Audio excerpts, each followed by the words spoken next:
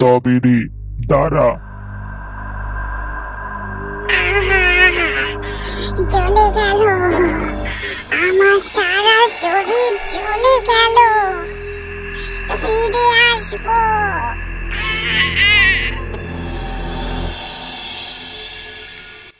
দেখ, বাহিরে কেমন ঝড় শুরু হয়েছে। চিন্টু, গিয়ে দেখ তো লালিটা এমন ডাকাডাকি করছে কেন? ঠিক আছে মা, আমি যাচ্ছি।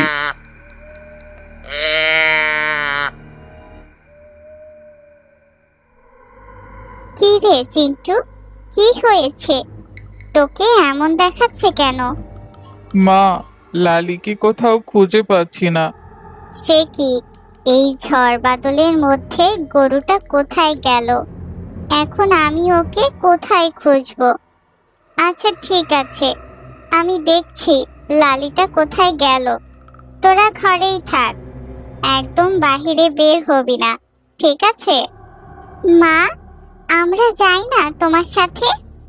না না, এই ঝড় বাদলের মধ্যে তোদের আর বের হতে হবে না, আমি যাচ্ছি, তোরা বাড়িতেই থাক।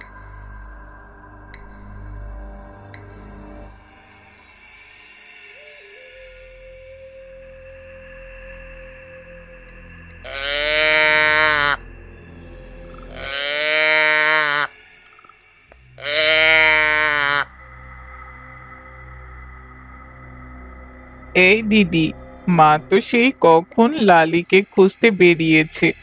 এখন তো অনেক রাত হয়ে গেছে, মা তো এখনো এলো না রে।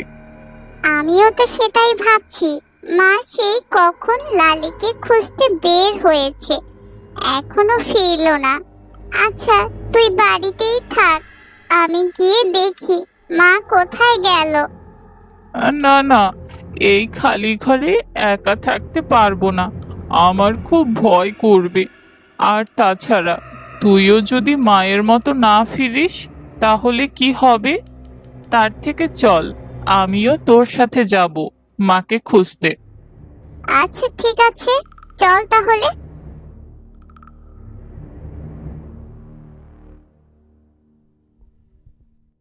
মা, মা, কোথায় গেলে? মা, মা, কোথায় গেলে?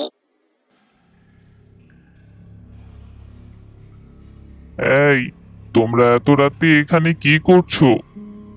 আসলে আমাদের মা আমাদের গরু লালিকে খুঁজতে বের হয়েছিল সেই সন্ধ্যের সময়, এখনো বাড়িতে ফেরেনি, তাই আমরা মাকে খুঁজতে বের হয়েছি।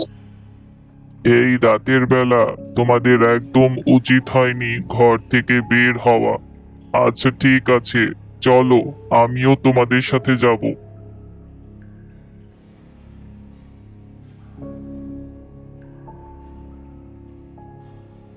এই দিদি, দেখ দেখ, ওইটা কি?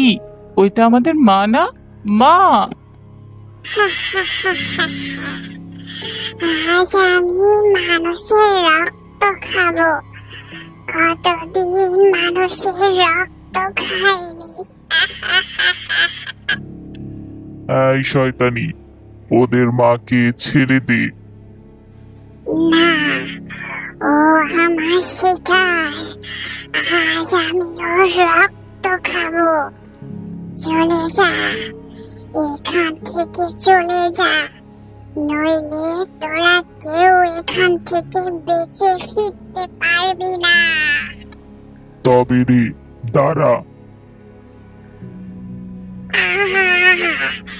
জ্বলে গেল, আমার সারা শরীর জ্বলে গেল।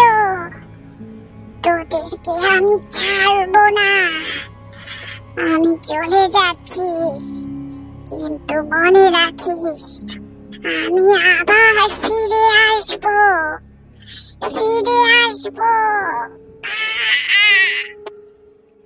ধন্যবাদ চাচা, আমাদের মাকে বাঁচানোর জন্য।